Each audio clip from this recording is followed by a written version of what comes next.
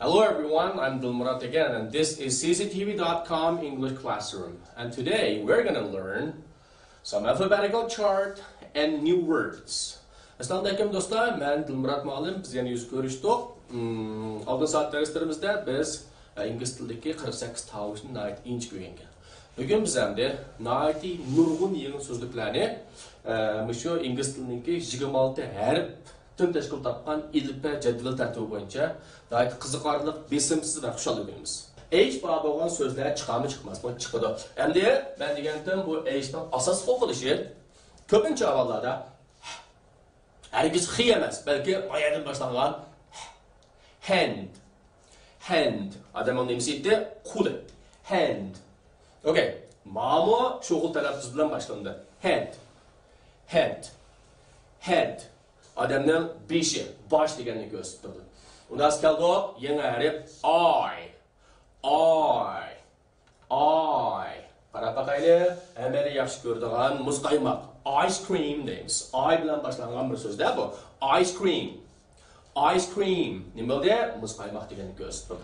Yana mandok, ma hamda G emas hargize. J. Mesela alaylı mane jumpi digil bo'lmaydi. Belki A o'qiymiz ma yoki U ne? Jump. Sakrash, taklash degan ma'noda. Rasm qarsangiz, daha yaxshi yengil bo'ldi, ha? Yani Jeep. Hemen bunu hatta Jeep maşın deyimiz. Biroq bu yerdagi 2 bizga so'zlash kerak. Jeep deb qo'ysak bo'lmaydi. Jeep, ya'ni mashinaning markasi, Jeep mashina. Buni biz ko'rgan, anlagan bilamiz. Katta K. Herkes K emas. K. Mesela alaylı ma'ni Kitty degili bo'lmaydi. Balki bu yerga iPad o'qilish kerak. Kite'ning ma'nosi leglek. Dunyoga taalluq bo'lgan kitob, ya'ni dunyoviy kitob, leglek uchiruvchi bola deganni kite runner deymiz, ha? Kite runner. Leglekni uchiruvchi, yuguruvchi, parvoz qildiruvchi, kite runner degan gap, leglek uchiruvchi degan gap bo'ladi-da. Nas buni o'chirib o'tib, davomli mayli. Mana keldik. Buni savdoshlar biladi. Li emas, balki L. Herkes bir deb o'qimaydi. L-O-O-K. Look demizmi? Look. Qara degan ma'noda. Bir yerga ko'z bilan qarash deganni ko'rsatib turdi. L-E-G. Leg. Odamning puti, parchiqi. Bachaq deganni biz leg deb asak bo'ladi. Good. Davomlashtiraylik. Bu nima bo'lsa arkadaşlar? M. Buni sizlar bilasizlar. Meğer qarsak biz o'rgangan monkey degan gap chiqadi. Mana herkes monkey deyishga bo'lmaydi. Monkey. Nima ekan bu? Monkey. Okay. Undan sonra biz davomli turda buning keyingi mazmunlarni ko'raylik. Melon. Herkes melon emas, melon. Nima ekan bu? Tavus. Good. Yoki qo'g'in tavusniki umum nomi melon desak bo'ladi. Aniken M-O-U-T-H. Meyerdeki T-H'ni qo'shib o'qigan vaqtda biz deb o'qigandik. Mouth. Odamning og'zini mouth desak bo'ladi. Mouth desak tamam bo'ladi. Xo'sh, unda bo'lsa arkadaşlar, N degan bir harf chiqdi. Buni biz bilamiz. N bilan boshlangan bir qancha so'z o'rganaylik. Yangi so'z o'rganish bizningki bugungi vazifamiz, ha? Nose. Qaranglar, mana shunday odamning eng ko'rinarli yeri qaysi ekan? Uningki burni.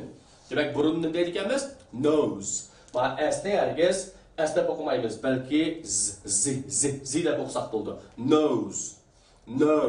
Burun degan ma'noda. 9. Herkes nina emas, balki 9. 9 degan sansallarning orasidagi 1, 2, 3, 4, 5, 6, 7, 8, oxiridagi 9. 9ni 9 deymiz, ha? 9, ha? Unda bo'lsa O degan keldi. Buni herkes O deb o'qimanglar. O emas, O. Keyinda U bor. O.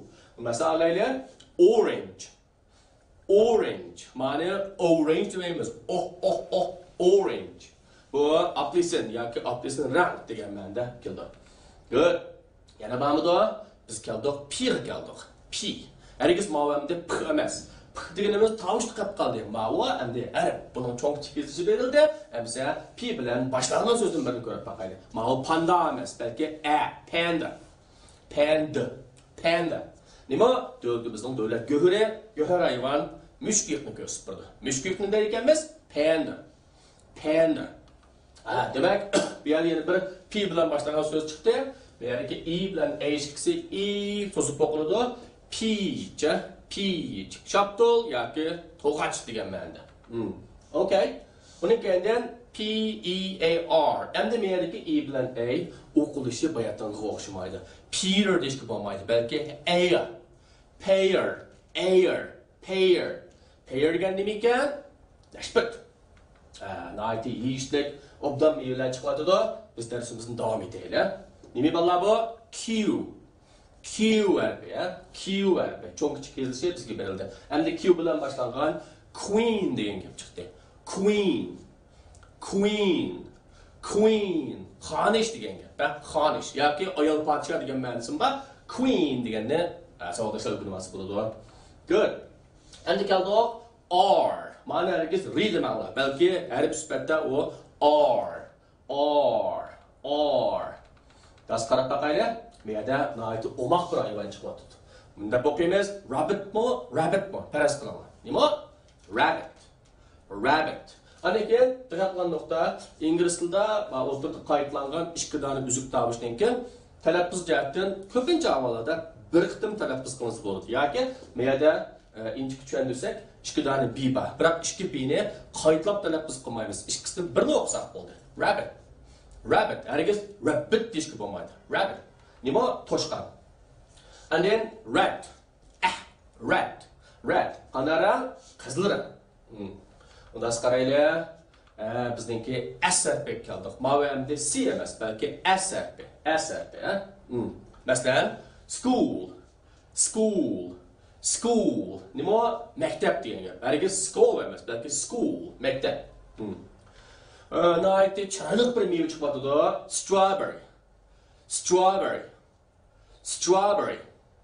Strawberry. Nima bo'ldi? Bildirgan yoki xavfsizlikka chiqmaydigan meva dal shu. Good. Dasa biz T ga keldik. T harfi, Masalan, tiger. Hargiz tiger emas, tiger. Yana qo'rqinch hayvon kabi. Nima ekan bu? Yo'lbars, Buni tezroq o'tib ketaylik. Yo'lbarsni qishib turmay, davom darsimizga ma'noyli. Nima bo'ladi bu? You harfining bizga berilgan so'zi yevropa ingliz tilining tunji so'zi bo'lgan umbrella. Mening kunlikim qiladigan dars patog'i ash darsdagi umbrella. Hargiz umbrella emas, balki umbrella. Kunlik. Good. Biz qarab baqaylik. V. Masalan, alaylik, ma'vo violin emas, balki violin. Akildi. Violin. Demak ekan bu skripka. Violin. Good. And then W. Hammaylar WC deganni pek yaxshi bilamiz. Ingliz tilini o'qimaydiganlar biladi. Ashi W dal o'zi shu. Masalan, alaylik, ma'varigizmi? Vixti emas yoki white emas. Meniki talaffuz qilinmay tushib qoladi. White. Makayindagi imi tushib qoladi. White. Ma'nosi oq rang degan ma'noda. Oq rang degan ma'noda. Biz keldik X. Bu X'in jiqtishing zuriyat yo'q. Savodashlar matematikadan buni o'rganib baqqan. Ya'ni noma'lum san X'dagi X shu. Qayerga keldi? Men qarsak, mana 6. Hargiz 6 emas, 6. Salar sanani orasidagi qancha ekan? 6 deganda 6 deymiz. Undan keyin BOX. Hargiz box demang. Box. Quta degan gap. Quta, sandoq degan ma'noda keldi.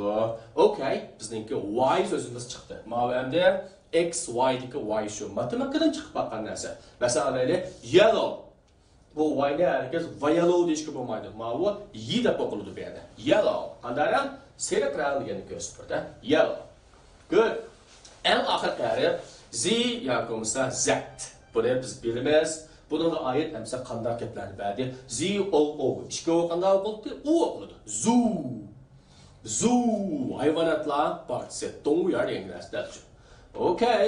Yana birisi intayin chiroyli hayvon zebra. Yana nima bu? Yana chipar at, tag'il at degan narsa dal o'zi shu. Unda savodashlar bizningki bu san programmamiz mushat tugidi. Men Dilmurat Ma'lum, biz kelar Tilmiqsanda davomli yüz görüşümüz ve sizlerge texmi yeni, texmi amaliy mazmunni so'zlab beramiz. Okay. The class is over.